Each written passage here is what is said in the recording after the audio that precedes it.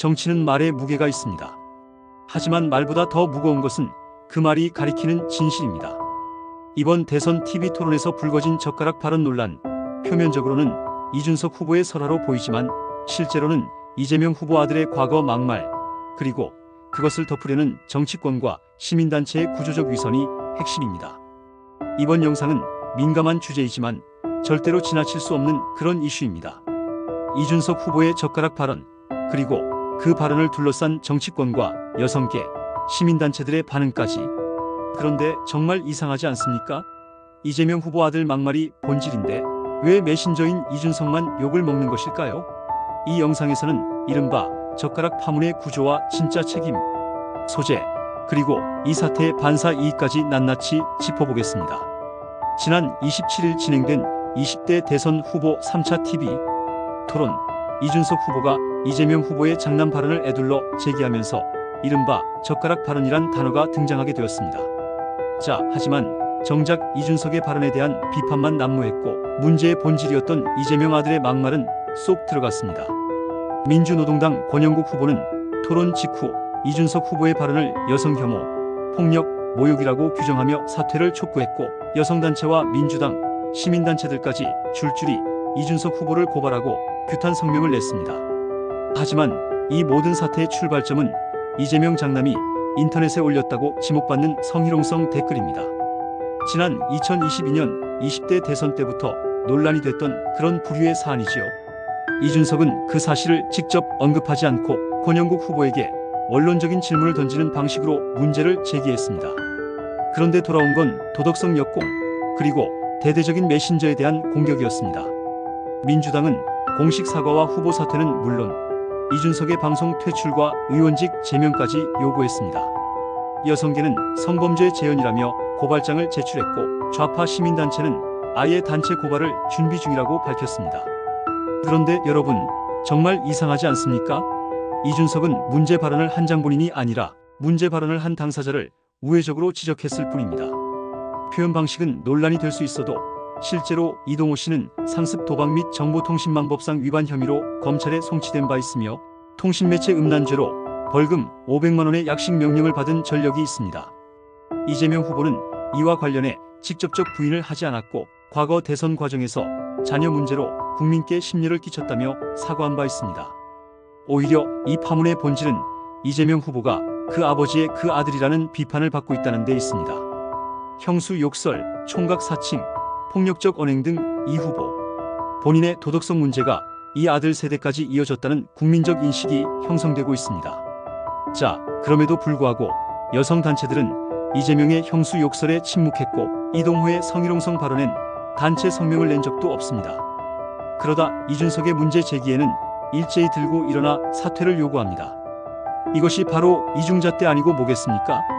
더 나아가 민주당은 과연 여성, 인권에 대해 말할 자격이 있는 정당인가라는 근본적인 의문을 던지지 않을 수 없습니다. 과거 박원순 전 서울시장, 안희정 전 충남지사, 오거돈 전 부산시장, 민주당 출신이자 성추행, 성폭력 사건의 가해자로 낙인 찍힌 인물들입니다. 그들이 권력을 이용해 여성을 상대로 저지른 범죄는 결코 개인의 일탈로 치부할 수 없는 구조적인 문제였고 피해자들이 사회적으로 고립되고 공격받는 과정에서도 민주당은 끝내 진정한 사과조차 제대로 하지 않았습니다. 그런 정당이 이제 와서 이준석의 발언을 문제 삼으며 여성 인권을 들먹이는 모습은 그 자체로 위선이며 정치적 계산에 불과하다는 비판에서 자유로울 수가 없다라는 것입니다. 이 사태는 민주당과 좌파 진영의 거대한 자충수일 수도 있습니다. 이준석 후보의 발언이 논란을 부른 것은 맞지만 그 발언이 어떤 내용을 겨냥한 것인지 대중들은 점점 관심을 가지게 됐고 이로 인해 이재명 후보의 아들과 관련된 문제는 다시 전 국민 앞에 등장하기도 했습니다. 그 결과 사퇴 압박에 직격탄을 맞은 이는 이준석 후보이지만 가장 큰 정치적 타격을 입은 쪽은 이재명 후보라는 분석이 지배적입니다. 인터넷 여론도 급변했습니다. 이준석 발언이 적절했는가를 논하기 전에 도대체 아들은 왜 그런 글을 썼나에 대한 국민적 분노가 다시 수면 위로 떠오른 것입니다. 게다가 이런 파문이 퍼지는 가운데 김문수 후보는 뜻밖의 반사 이익을 얻고 있습니다. 김문수 후보는 토론 중 이재명 후보의 형수 욕설 문제를 거론하며 정치인의 품격 문제를 정확히 짚었고 도덕성에서 자유로운 후보로 주목받고 있습니다. 중도 보수파 유권자들 사이에선 그래도 김문수가 낫다라는 정서가 형성이 되고 있는 것입니다. 자, 이 사태 결과는 단순한 해프닝으로 끝나지 않을 겁니다. 사전 투표가 시작된 지금 젓가락 논란은 유권자들의 표심에 직접적인 영향을 미치고 있을 것입니다. 이재명 후보의 도덕성에 회의를 품은 유권자들이 김문수 후보 쪽으로 움직일 가능성 충분히 크다라고 저는 보는데요. 자, 그런데 한 가지 더 짚어야 할 부분이 있습니다.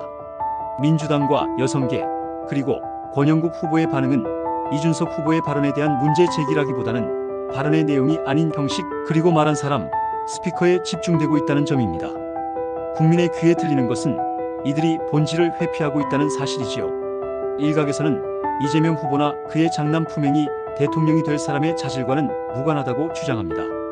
그러나 그건 정말 진영 논리에 갇혀 사리 판단을 못하는 개딸들이나 하는 말일 것입니다. 대통령은 단순히 행정 능력만으로 평가받는 자리가 아니라는 것이죠. 국가의 얼굴이자 국민에게 도덕적 모범을 보여야 할 위치에 있는 사람입니다. 가족 문제에 대한 정직한 해명 없이 그냥 얼렁뚱땅 넘기기 식의 대응을 한다면 국민은 결국 지도자의 품성과 책임감을 의심할 수밖에 없습니다. 자신의 친한 형수에게 대한 욕설 파문이나 아들 문제에 대해서 회피하거나 얼렁뚱땅 넘기려 한다면 이는 리더의 태도에서 매우 큰 결격 사유입니다.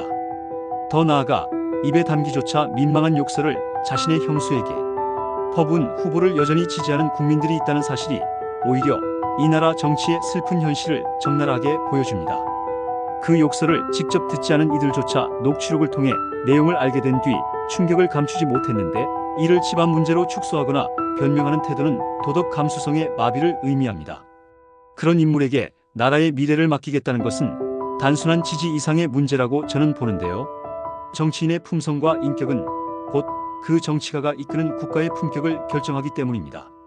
그렇다면 우리는 정말 그런 품격을 가진 사람에게 대한민국을 맡길 수 있는가? 이 질문을 유권자들은 회피하지 말아야 합니다. 그런 점에서 이재명 후보의 가족과 관련한 도덕성 논란은 단순한 사생활 문제가 아니라 대통령직 수행의 자격을 묻는 본질적 문제로 연결된다는 말씀을 거듭 강조해서 드리고 싶은 것입니다. 품행은 곧 자질입니다. 그것을 분리해 생각하는 순간 우리는 정치적 책임이라는 개념을 잃게 됩니다. 즉, 누가 무슨 말을 했는가 보다 그 말이 왜 나왔는가, 무엇을 문제 삼고 있느냐, 뭐가 문제냐에 대한 진지한 고민이 사라졌다는 것이죠. 정치권 전체가 매신저만 비난하며 본질을 피하고 있는 이 구조야말로 이번 사태가 보여주고 있는 한국 정치, 한국 사회의 민낯입니다. 정리하자면 이 사태는 단순한 설화 논란이 아닙니다. 도덕성과 이중잣대 그리고 진영 논리의 민낯이 폭로된 우리 정치권과 우리 사회의 민낯입니다. 유권자들은 이번 사건을 통해 누가 진실을 말하고 누가 진실을 회피하는지를 보게 될 것입니다.